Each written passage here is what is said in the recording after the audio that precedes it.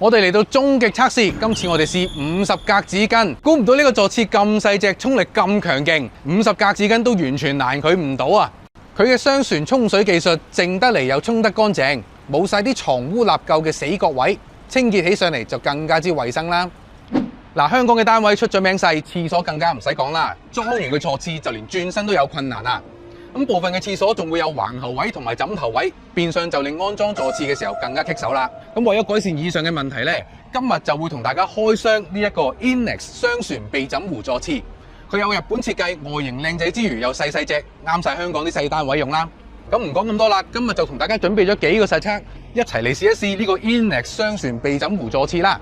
嗱，呢個座廁有日本設計，非常之的式，長度只有618mm。比起一般同類型嘅產品咧，就短咗成截，非常之慳位。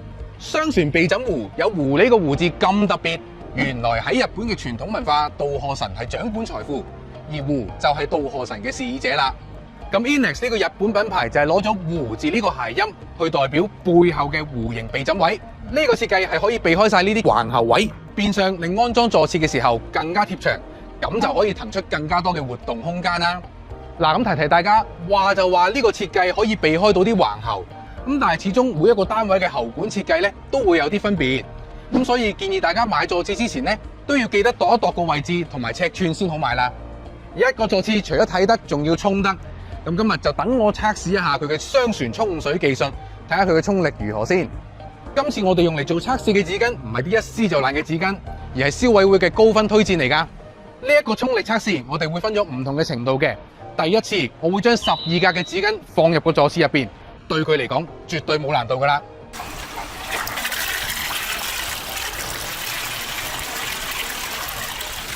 嗱，12張就預咗難佢唔到噶啦，咁我哋一於加碼試20張紙巾啦。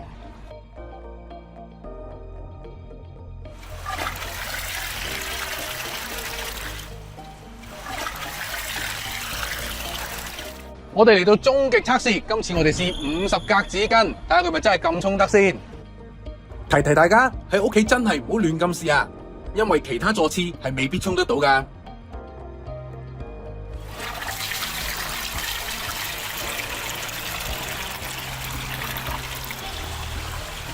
估唔到呢個座廁咁細隻，沖力咁強勁，50格紙巾都完全難佢唔到啊！咁大家肚屙嘅時候都唔怕啲紙巾沖唔走啦。日本人就出晒名乾淨，除咗沖力要夠之外咧，都要方便清潔到座廁內壁嘅。而家就同大家測試埋佢嘅水力覆蓋範圍，覆蓋範圍越大，就代表你每次沖廁都洗一洗個廁所噶啦。咁佢有雙旋沖水技術，顧名思義咧，就係佢可以打圈包圍座廁嘅內壁沖水，咁就沖得更加之乾淨啦。